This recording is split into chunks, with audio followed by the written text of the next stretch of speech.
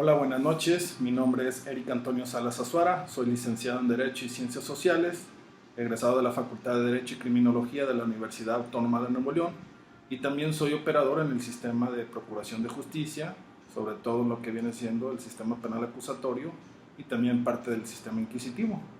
Me es grato presentar esta noche una cápsula en base a lo que viene siendo la investigación de campo y lo que viene siendo la parte de la criminología aplicada para lo que viene siendo una carpeta de investigación o la investigación ministerial en el sistema inquisitorio. Doy las gracias por la Sociedad Mexicana Forense a través de la licenciada Maritza Mendoza Maya, la cual nos tenemos una amplia coordinación para poder realizar pues esta cápsula y más a futuro si es que así se necesita. Bueno, hoy vamos a tocar un tema que es muy interesante. Se llama la autopsia psicológica. ¿Y qué es la autopsia psicológica? Bueno, en primero algunos diremos es un mal término, así es como lo aprendió su servidor a través de nuestros colegas forenses españoles, pero es el término que se le definió. No vamos a alegar algo de la Real Academia de la Lengua, pero así estamos entendiéndola como una autopsia. Ok. Tomamos en cuenta de que el cambio radical que se dio en México a partir de la semana pasada, en el cual entró en vigor en todas las partes de la República Mexicana el sistema penal acusatorio, o lo que comúnmente estamos conociendo como juicios orales. ¿Y qué es esto? Bueno, que ha cambiado la perspectiva a través de la Procuración de Justicia. Tenemos prácticamente un nuevo horizonte en el cual ya no es como antes, no es momento para poder ahorita entrar a los principios de igualdad, de publicidad, de contradicción, que son los pilares básicos. ¿Por qué? Porque vamos a entrar en algo de lo que es lo radical, lo que ha cambiado completamente. Y es esa parte de lo que viene siendo la criminalística y la criminología que entra en juego. Cabe recordar que son uno de los pilares más fuertes, sobre todo lo que es materia en criminología, ¿no? Tenemos mucho horizonte el cual no ha sido explotado, porque podemos hablar de un perfil criminal, que lo veremos posteriormente, para a finales del mes de julio, o en este caso una autopsia psicológica. Pero ¿qué es lo que pasa? Pues que realmente ha habido también cierta expectativa por parte de gentes que lo han llevado a otro contexto, pero para poder aprender un perfil criminal o para poder usar una autopsia psicológica, pues primero tendríamos que saber cómo es el procesamiento de la escena del crimen, cómo es que vamos a poder interpretar todos esos indicios que vamos a encontrar en la escena del crimen, y por lo cual pues hay un dicho que para aprender a correr primero tenemos que empezar a gatear y después a caminar. Prácticamente una autopsia psicológica, al igual que un perfil criminal, digamos que es una especialidad en lo que viene siendo nosotros como impartidores de justicia, dado de que muchos que conocíamos en el sistema inquisitorio, que íbamos al lugar de los hechos y procesábamos todos los indicios junto a servicios periciales, pues teníamos un plus para poder realizar este trabajo que es un perfil criminal. Cabe destacar que es muy difícil presentarlo como una primera materia si no entiendes lo que viene siendo la preservación del lugar de los hechos, la recolección de los indicios, la cadena de custodia y muchos puntos que deben de ser tomados en cuenta.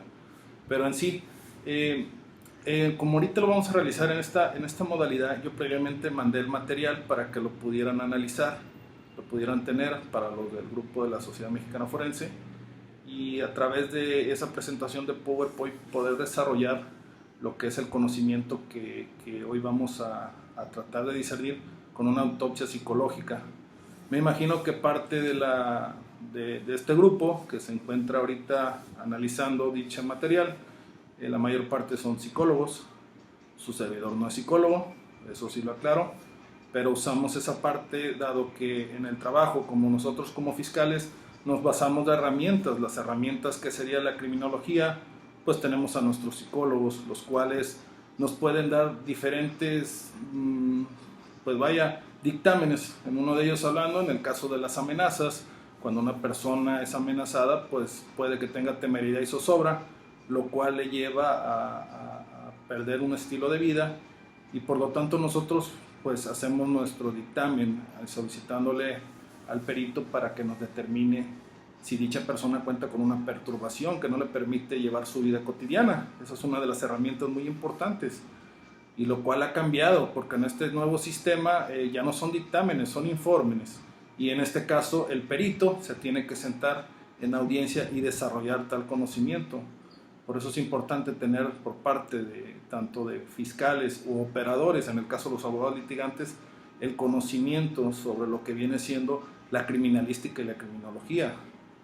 Si bien es cierto, hemos tenido una saturación en lo que son técnicas de litigación, pero realmente también tenemos que conocer cuál es el trabajo de la policía, cuál es el trabajo del perito, qué es lo que le pedimos al perito, cómo vamos a desahogar ese medio de prueba en una audiencia. Bueno, pues son partes, igual como estaba diciendo ahorita con los de los psicólogos, pues también podemos tener en este caso esta herramienta que es muy importante, la autopsia psicológica. Voy a empezar a ver junto con lo de la presentación de PowerPoint para empezar a desarrollarlas. Y tenemos una de las primeras partes que dice: en los escenarios donde se presenta un posible suicidio deben de ser abordados con suma suspicacia y escepticismo, ya que podría simularse la muerte por medios mecánicos, ahorcamiento, arma de fuego e incluso una nota suicida, la cual pudo haber sido coaccionada al finado con el afán de suplir un homicidio doloso por el suicidio. Y es cierto, vaya, en lo que viene siendo nuestro trabajo, hemos encontrado también situaciones en diversas partes de la República donde también la delincuencia organizada en su modus operandi puede también crear un escenario de un suicidio. No es muy difícil imaginarse donde la persona puede ser coaccionada para que ella haga una carta póstuma que la haga llevar a los familiares mencionando de su deseo de quitarse la vida, y pues realmente eso no fue lo que sucedió, realmente fue coaccionado y realmente él se quitó la vida porque fue obligado. Entonces ahí es donde viene esta parte muy importante de la autopsia psicológica. ¿Por qué? Porque es donde vamos a desentrañar si realmente sucedió lo que estamos viendo o si realmente pasó una situación muy diferente. Tendríamos que analizar, por eso es muy importante este trabajo, como lo he dicho, necesita mucha práctica, conocer sobre todo el lugar de los hechos. Entonces ahí podemos desarrollar cierta mecánica de hechos para poder determinar si realmente esto ocurrió. El nudo de la cuerda, diferentes situaciones, y sobre todo hacer esta autopsia psicológica. ¿Qué va a hacer esto? Bueno, tenemos por ejemplo que en el caso de una nota suicidia se deberá agregar junto a las declaraciones de la familia o las personas que rodean al finado en los últimos días antes de su muerte, para solicitar al área de psicología un dictamen de autopsia psicológica para efecto de reafirmar o descartar si la persona se privó de su vida de manera voluntaria. Aquí hay una parte muy importante. ¿Por qué? Porque hay un común denominador cuando una persona busca quitarse la vida. A veces pasa como en el cuento de Hansel y Gretel. Dicha persona va dejando pistas, va dejando migajas como en el cuento, y ellas te pueden hacer llegar si esta persona fue por su voluntad, que en verdad se quiso quitar la vida. Hay un video, nomás que no lo puedo poner por la cuestión del material en la presentación PowerPoint, pero hay un video que muchos, de mi edad recordamos, no hace mucho, una década menos, de James Bloom, que se llama You Are Beautiful, si mal no recuerdo. En dicho video se acuerdan de que se encuentra James Bloom sentado acomodando todos sus objetos personales de una manera ordenada, y cuando por fin decide, se levanta y salta por el precipicio para caer en ese mar congelado. Por supuesto que al caer en un mar congelado solamente tendría 3 a 4 minutos para poder salvarse, entonces no es de gran sorprenderse que era para un suicidio. Y el tema de la canción también es, bueno, así pasa, realmente así pasa. Hay personas que antes de quitarse la vida tratan de dejar un camino en por qué tomó esta decisión, y sobre todo dejar en orden sus cosas, un testamento, no sé, ventas, o sea, tratan de cuando está pasando esto, de tratar de dejar algo, un camino, en el cual nosotros como investigadores forenses pues tenemos que analizarlo para poder llegar y determinar si realmente fue un suicidio o no.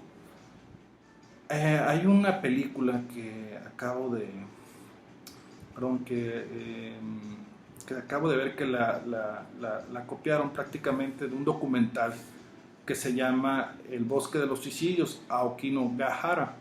Ese es el verdadero, Aokigahara.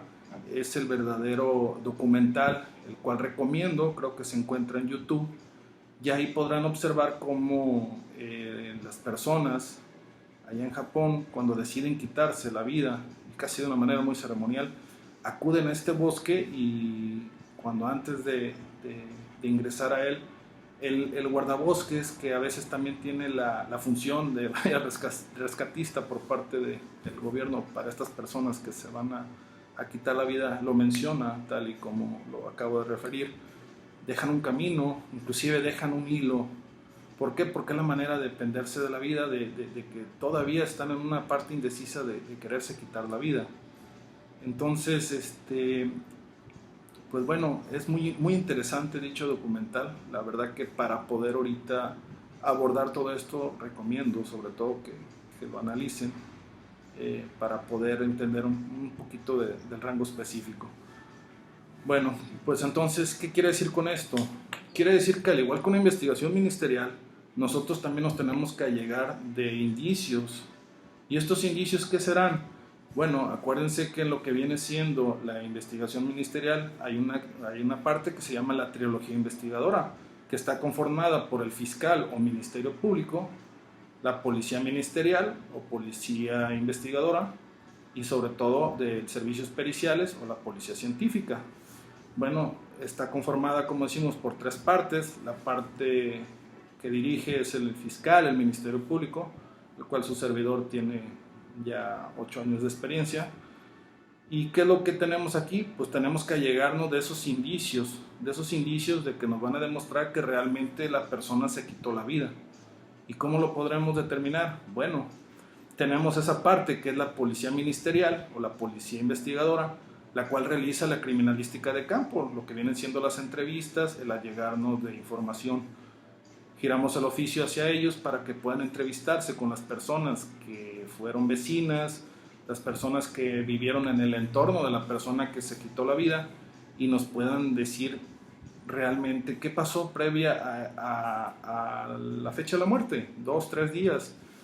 Y otra parte muy importante es del allegarnos de los familiares más cercanos, de la madre, de la esposa, de la hija, del hijo, de la persona que lo rodeaba, de un entorno muy cercano, para tener en sí una declaración ministerial dentro de una carpeta de investigación o una investigación ministerial en el sistema anterior. ¿Por qué? Porque a través de esta declaración nosotros vamos a hacer allegar, junto con lo que viene siendo el trabajo de campo de la policía ministerial, esos datos para que los tome en cuenta el perito, que es el psicólogo.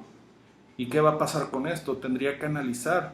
Muchos de los que están ahorita del otro lado de la pantalla y que son profesionales de la psicología conocen esos destellos y conocen cuando la persona, previo a la fecha en que él se quite la vida, empieza a mostrar esos signos donde él,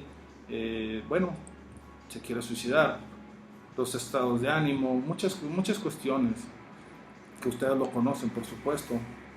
Y es ahí donde viene entrando el trabajo completamente por parte de ustedes para analizar todos esos medios de prueba y determinar si realmente esta persona se quitó la vida por su deseo y no por una acción externa o coaccionado. Porque tal y como lo dije, pues no es difícil una persona que es coaccionada con un arma de fuego y se le solicita que se cuelguen, no es muy difícil que firme un acta, una carta póstuma y después opte por quitarse la vida. Entonces es ahí donde puede entrar esta herramienta. Entonces tenemos que, por lo general, cuando una persona se priva de su vida o deja pistas o rastros de su deseo de morir, por lo cual el análisis de la escena donde vivía es sumamente fundamental. Vamos a ver lo del material con respecto a la presentación PowerPoint que les acabo de proporcionar. Está dentro de la liga. Tenemos un suicidio con un arma de fuego. Este fue un caso muy triste para su servidor. Fue hace mucho, unos 3 años. Y vaya, el modus operandi por parte de la persona que se quitó la vida.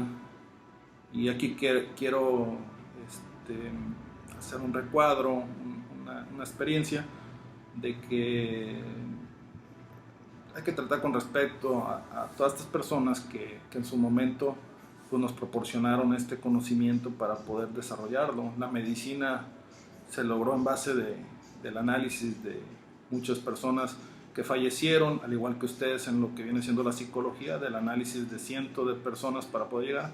Y nosotros en nuestro trabajo de ciencias forenses tenemos que tener sobre todo un gran respeto por las personas en las cuales perdieron la vida y de las cuales son las que estamos tomando ese conocimiento para poder llevarlo. Entonces tenemos una escena donde se encuentra una persona profesionista que tenía una característica, la verdad vivía en una parte aislada, en una zona, una parte de clase baja, pero él era clase media y realmente tenía su casa muy aislada para llegar a ir un camino un poco difícil, pero sobre todo la casa era muy bonita por fuera, muy buen gusto de la persona, pero vivía sola. Y dicha persona tenía un grave padecimiento de depresión aguda. Tanto es así que fue uno de los por exacto se quitó la vida. Pero en el análisis podemos ver, en primer punto, lo que es el amor que tenía él por las armas de fuego. Al final se quitó la vida con un arma de fuego. Aquí tenemos a nuestro perito, la cual se encontraba realizando el trabajo de criminalística de campo, recogiendo los indicios, recogiendo el arma, embalándola, realizando la cadena de custodia. Y sobre todo estábamos en ese tiempo que todavía nos encontrábamos en el sistema inquisitorio, pues bueno, teníamos nosotros como no fiscales, éramos ministerios públicos, lo que era la fe ministerial, podíamos llegar al lugar de los hechos y nos encontrábamos ahí y teníamos la oportunidad de poder analizar esta escena del crimen o esta escena donde ocurrió un suicidio y tomar de primera mano toda esta información de la mano de servicios periciales. Entonces tenemos aquí a nuestra perito que se encontraba realizando el embalaje y la cadena de custodia con respecto al arma de fuego, y tenemos en primer término una carta póstuma. Esta carta es muy difícil, la verdad, de poderla leer por el contenido mismo, pero analizándola a simple vista vemos que la persona tenía un serio problema por su depresión, una depresión muy fuerte. El antecedente era de que la persona ya había tratado de quitarse la vida, ya había intentado suicidarse anteriormente y pues no lo logró hasta que, pues bueno, lamentablemente lo acometió. Y podemos leer esta carta. Yo creo que sale sobrando mi opinión, sin ser profesional de la psicología. Cualquiera de ustedes como perito en psicología o como profesionista en psicología entenderá de otra manera más avanzada el porqué de esta persona y ver su sufrimiento. Entonces él empieza a dejar rastros para nosotros en el momento de la investigación. Acordémonos que es un arma de fuego, pero podemos tener ahí una prueba de rodisonato de sodio de la mano de él que nos puede arrojar positiva, más sin embargo eso no quiere decir a veces que pueda suceder. Pudo haber tomado la mano otra persona, obligarlo a disparar, que en este caso no es, pero estamos diciendo que cuando entramos a una investigación tenemos ciertas hipótesis y ciertas líneas de investigaciones y de nosotros depende el poder acortarla para llegar a lo más directo, entonces y llegar a lo que es una realidad histórica. Entonces tenemos la carta en la cual podemos analizar y a continuación tenemos el tipo de películas que esta persona veía. Se dan cuenta, muertes enigmáticas. Tenía películas muy deprimentes, la verdad eran películas en DVD que bueno, demostraban que la persona sentía cierta preferencia por quitarse la vida. y bueno, su tipo de hobby realmente demuestra de estos hechos. Luego teníamos ahí lo que habíamos llamado la atención, era al lado del buró tenía estos libros, uno que era La hora de los pájaros y el otro que era que es Incrementable, que es parte de una película nueva que creo que le hizo Angelina Jolie el año pasado, y que totalmente habla sobre, bueno, para dar un ejemplo, la nostalgia y la fuerza de un hombre bueno comprometido con la vida. Nos lleva a través de sus versos a sentir los primeros instantes del alba cuando los pájaros cantan a la mañana para despertar al día. Pero también Gabino González nos muestra la sórdida nostalgia del atardecer, donde las aves acompañan con lamentos el ocaso de lo que se ama. Yo creo que no digo nada y digo todo con respecto a el prólogo de dicho libro. Queda más que entendible que esta persona luchaba día con día para tratar de vivir, de encontrarle ese lado bueno a la vida. Su servidor a veces opina que la vida es como una obra de teatro, como ir al cine. Cuando te gusta te quedas hasta el final y cuando no te gusta, pues bueno, no hay nada que te impida que salgas de la sala. Y hay ciertas personas que optan por quitarse la vida por diferentes motivos y los cuales son pues respetables, ¿no? Inclusive tengo la oportunidad de que ayer acudí a la sala del cine a ver una película que era Yo antes de ti, aunque realmente es una película pues bonita, bonitos escenarios y todo, con el tema de la eutanasia, de una manera muy vaga, la verdad muy vaga, con mucho recurso falso, realmente una cara bonita, un actor bonito, pero si en verdad quieres ver algo relacionado a la eutanasia, te recomiendo mucho una película que se llama Mar Adentro, con Javier Bardem, una película española, la cual toca de manera directa y de manera real ese problema de una persona que vive encerrado en un cuerpo, el cual por un accidente no funciona tal como era antes, y su deseo de quitarse la vida es muy grande. Entonces es un estudio ahí y hay un debate muy grande que no es materia de ahorita, de poder tocarlo, pero vale reflexionar y también se aplica para nuestros estudios en lo que viene siendo la criminalística y la criminología sobre todo. Tenemos en la siguiente imagen lo que viene siendo los medicamentos antidepresivos y bueno, ansiolíticos. Pues todo esto en conjunto nos lleva a pensar que realmente no estamos ante una escena de un homicidio doloso, nos encontramos ante una escena realmente de una persona que se privó de la vida y que, bueno, pues es parte de una investigación ministerial en la cual lamentablemente, pues como lo referí, pues esta persona pues se privó la vida y bueno, nos sirve el estudio del análisis de todos sus hechos para poder ver a través de los ojos de él cómo es una vida con el sufrimiento, ¿no? Tenemos ahora lo que es un levantamiento de cadáver por herida de arma de fuego, y aquí es lo bonito de esta parte que es la criminalística y la criminología. Aquí es donde lo aplicamos las dos partes. Bueno, nos encontramos ante podemos ver en la primera gráfica, tenemos un camino de terracería que era muy alterno de una ciudad donde estaba trabajando y nos encontramos del cuerpo de un chaval, de un joven al principio, y digo, no con el afán de estereotipar, ¿no? Pero era una zona un poco difícil, violenta, ahí donde nos encontrábamos trabajando. Y bueno, al principio cuando llegamos, pues pensábamos que era una ejecución. Algunos compañeros de la ministerial pensando que era una persona que asaltaba transporte público y que lo habían, pues había salido algo mal con la persona que había realizado el trabajo y por lo tanto pues se encontraba muerta, ¿no? Entonces llegamos y empezamos a analizar. Por eso es la importante lo que habíamos comentado, ¿no? Tenemos que tener un concepto muy amplio de lo que es el lugar de los hechos para poder hablar. Que la verdad es muy difícil. Si no conoces un lugar de los hechos, no conoces un levantamiento, no conoces cómo se procesa, qué es un indicio, qué es una evidencia, qué es una prueba, qué es una cadena de custodia. y los factores que pueden alterar el lugar de los hechos, pues es difícil de que puedas realizar una perfilación criminal o puedas realizar una autopsia psicológica. También tienes que tener un poco de trabajo de campo, pero aquí en este caso nos encontramos y vimos a la persona con una mochila, con un arma de fuego en la mano, pero a mí me llama la atención algo muy fuerte. Era el arma, que lo pueden ver en la imagen, donde está como indicio 3, el dedo que se encontraba en la parte del gatillo. No me acuerdo qué parte del dedo es, qué dedo es. Pero me llamaba mucho la atención.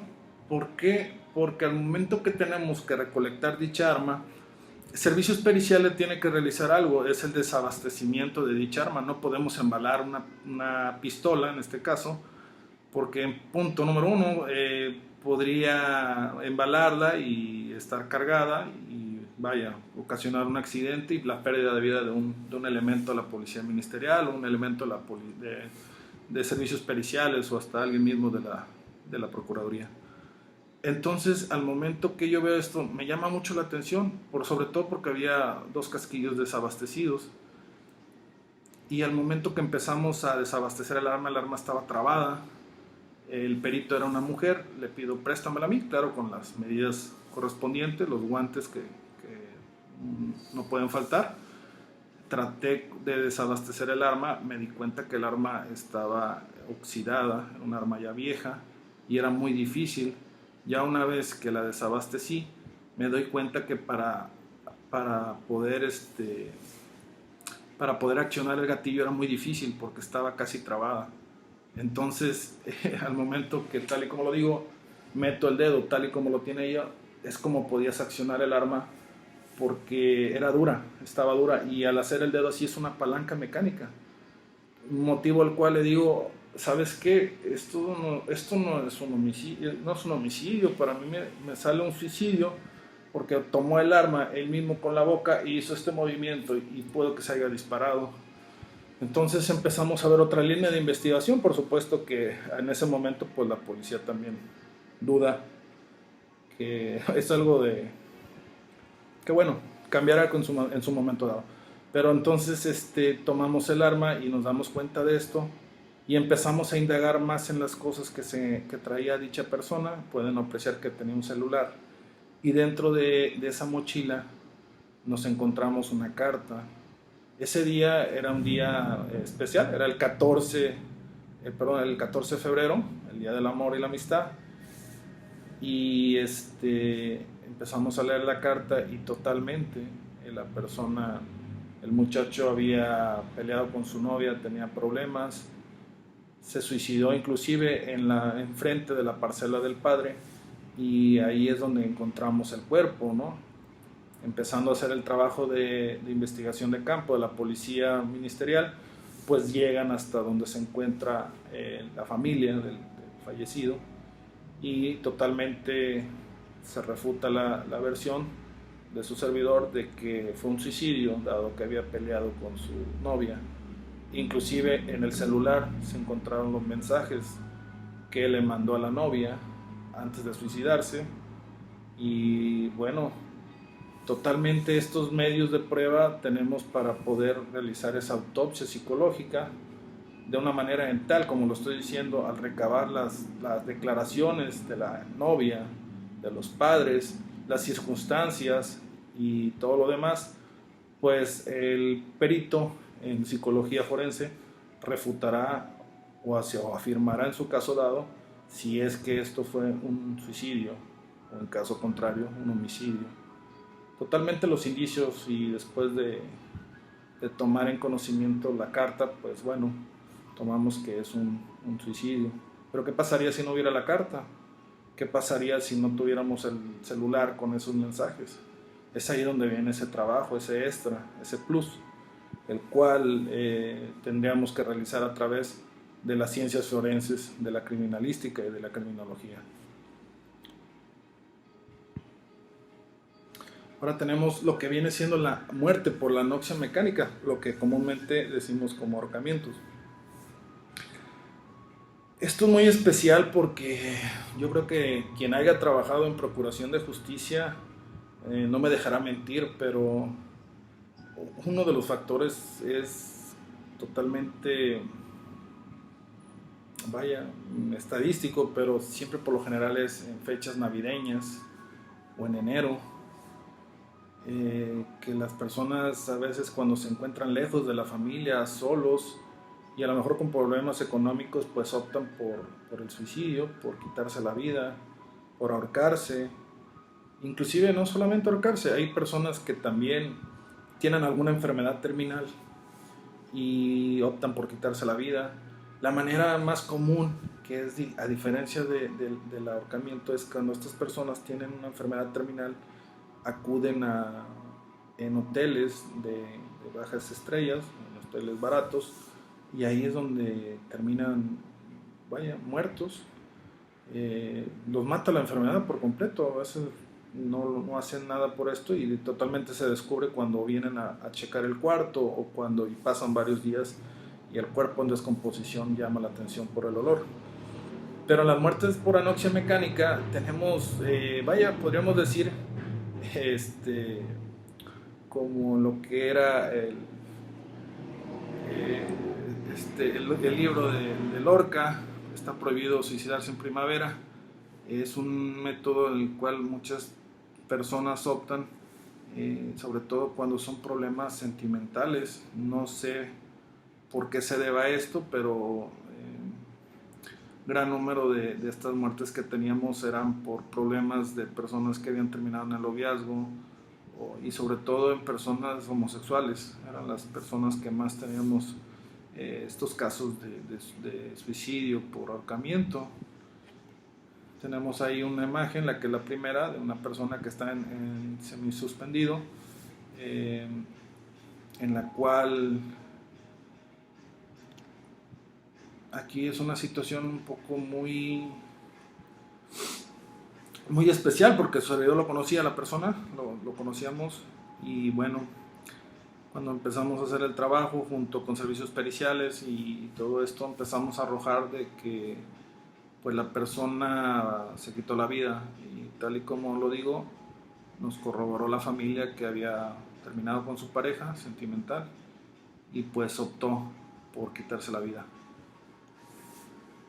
Tenemos ahí los indicios de que estaba todo de manera ordenada, lo que viene siendo la litera. Y aquí era muy especial porque él, antes de morir, nos dejó todo totalmente ordenado, ¿no? Todo totalmente, e inclusive tenía unos objetos que se encontraban al lado y lo dejó, y también dejó una carta. Dicha carta póstuma decía sobre su problema. Tenemos en la siguiente gráfica lo que viene siendo una muerte también por anoxia mecánica. Esta persona era una persona que se encontraba mal de sus facultades mentales, tenía problemas. La persona optó por ahorcarse a 25 metros casi en un árbol muy alto. Fue toda una odisea para poder realizar el levantamiento, más que levantamiento, bajarlo.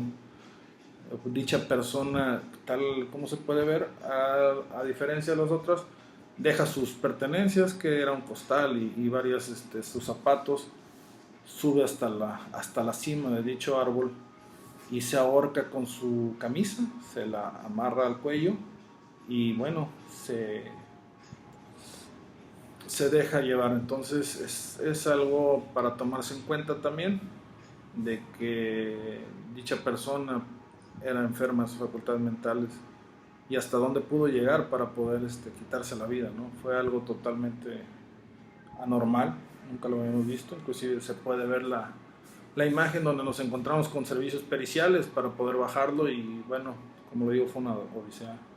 En otra gráfica donde tenemos que son diferentes también, como le habíamos comentado, la manera pues es una anoxia mecánica, puede ser con una camisa, puede ser con una cuerda, puede ser con un alambre, puede ser en este caso con cable, del que es comúnmente usado para cablevisión, con la cual esta persona se privó de la vida también, dado porque fue una condición de una investigación de índole de la agencia especializada en delitos sexuales. Pues no podemos comentar por parte de esa nota, pero la persona tuvo un fuerte problema recurrido por la pederastía, y una vez que fue descubierto, pues se privó de la vida. Ahí también tuvimos el análisis por parte de los vecinos, sin saber que había sido esto, y nos arrojó completo a la investigación de que él se quitó la vida por esos hechos. En esta, la última, tenemos también a Chabelita, una de las personas Minerva, ella una de las peritas con más experiencia en el norte de Veracruz, y la verdad que con la cual tuve muchas experiencias de campo. Fue inclusive el primer ahorcamiento que tuvimos, una persona homosexual que había perdido su pareja también homosexual, y él decide quitarse la vida en una casa abandonada que estaba al lado de la casa de los padres. Ahí es donde empezamos a hacer ese trabajo, como les estoy mencionando, en el cual los padres y tanto el mismo entorno, los vecinos, el subagente Gidal, nos comenta que dicha persona antes de quitarse la vida ya llevaba una vida errática, tomaba aguardiente, no tenía ganas de comer, sí bajó mucho de peso, y pues por tal situación esta persona se quitó la vida. Si pueden ver, casi realmente nada le impedía para poder no ahorcarse, porque está sentado prácticamente. Entonces pasa una etapa ahí que cuando está la persona ahorcándose, empieza a ver la anoxia y empieza él a perder el sentido. Inclusive hay un juego erótico muy de la zona de los Estados Unidos, donde lo practican, y ha ocasionado muchas muertes. Entonces no tiene que estar totalmente suspendido. A veces simplemente al dejar caer el cuerpo y empezar a desvanecerse por la anoxia, se consuma la muerte. Entonces es ahí donde viene el estudio, ¿no? Porque a veces también personas que no conocen de eso dicen, ¿cómo es posible que se pudo suicidar si estaba casi en el piso? O sea, nada le impedía, sí, pero a veces su deseo es más grande de morir, y eso lo ha llevado a que trate a dejarse sentar y que se totalmente pierda el sentido. En la otra tenemos una persona que está al lado de una barda con el logotipo de Coca-Cola. Dicha persona era una persona que tenía deudas, muchas deudas, y pues lo orilló a quitarse la vida. Ahí es donde empieza el análisis, porque antes de quitarse la vida empezó a pedir más dinero, y su desesperación fue tan grande ya cuando no lo tuvo, que se emborrachaba. Hasta un día fuera de la cantina, ahí donde se encontraba, fue que él optó por suicidarse. Inclusive, si pueden ver también, está de rodillas, suspendido, que no llega a algo que le llamamos como la línea de la muerte, que alguien se sube arriba de una silla y al momento que patea la silla ya no hay nada que lo pueda salvar. Bueno, ellos se encontraban arrodillados o sentados como el otro muchacho, y más sin embargo su deseo es tan grande de perder la vida que al momento de dejarse llevar por el peso, pierden la conciencia, y automáticamente al perder la conciencia hay flacidez de los músculos, y se consume por el peso del cuerpo la anoxia. Entonces es una manera de analizar todos esos hechos y poder pues tener el conocimiento para determinar. Quiero mencionar de que es una pequeña cápsula. La verdad es que para poder entender tanto esta materia es un poco más difícil, tendríamos que tener más tiempo, pero en sí, ya como mencionamos, la materia de lo que es la autopsia psicológica es totalmente muy importante para la valorización cuando es un suicidio. ¿Y qué se da? Sí se da comúnmente, a veces desgraciadamente cuando son personas que son importantes, o que hay alguna duda por parte de los familiares, es donde puede proceder realizar dicha herramienta, la cual es muy desconocida. Acabo de tener hace 2 meses, asistí en la Ciudad de México, tuvimos un congreso, y pocos son las personas que le dan uso a esta herramienta. Desconocería si también otras procuradurías de justicia, y sin mentir también en la que pertenezco, no lo conocen muy de lleno los psicólogos. Prácticamente por colaboración o en caso de que lo deseen, se encuentran al final de mi ponencia mis números de contactos a través de mi correo electrónico, mi blog de Facebook, y pues si necesitaran cualquier duda o cualquier, sobre todo oficio para solicitar una autopsia psicológica, adelante, estamos para poder apoyarlos. Tal y como les digo, es algo muy importante, novedoso sí, pero sí se le debe dar la respectiva seriedad para que este tipo de herramientas puedan ser tomados en cuenta por todas las procuradurías, por la PGR también, y a veces no quede como esa parte difícil que es de la criminalística y criminología, que muchos chavales o muchos estudiantes se basan en lo que vienen siendo las series de televisión, CSI, Lie to Me, no sé, situaciones que a veces no reflejan lo que es la verdad del trabajo de campo. Desgraciadamente también a veces tenemos docentes que solamente desarrollan un tema, pero nunca en su vida han conocido lo que es el trabajo de campo, y realmente es difícil porque es una transmisión del conocimiento, y ahí es donde se desvirtúa o se puede distorsionar. Entonces, mi recomendación es que la práctica, sobre todo, es lo que da el éxito. El tratar de acercarse a alguna agencia, el tratar de acercarse a servicios periciales para tratar de obtener ese conocimiento de campo, que es muy importante, y darse cuenta que es mucho lo que es la distancia entre los libros y la realidad. Por lo tanto, bueno, estamos para poder apoyar con respecto al conocimiento que se necesite. Su servidor también recomienda mucho lo que es el manual del perfil criminal de nuestro compañero español Jorge Jiménez Serrano, del cual aprendí también parte de lo que viene siendo la autopsia psicológica y lo que es muy importante el perfil criminal, en lo cual más adelante tendremos otra cápsula, y sobre todo, bueno, ya con esto podemos concluir. Y pues también, si desean, en la revista Expresión Forense se encuentra material que he publicado. En el último es la de los corsarios forenses, en el mes de abril creo que se publicó, y ahí pueden tomar referencias sobre este trabajo el cual es expuesto hoy. Pues bueno, muchas gracias, que tengan buenas noches, espero que haya sido de utilidad la presente información, y muchas gracias, y estamos para servir. Gracias.